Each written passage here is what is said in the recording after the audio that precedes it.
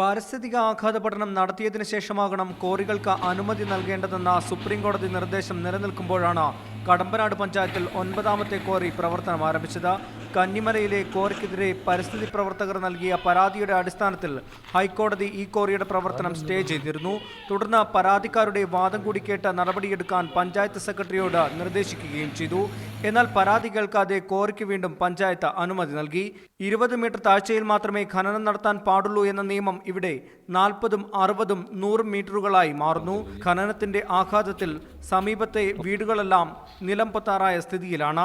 പണി മുഖാന്തരം ഞങ്ങളുടെ വീടെല്ലാം ഇടിഞ്ഞ് ഞങ്ങൾ ഇവിടുന്ന് പോകേണ്ട ഗതിയോട് വന്നു.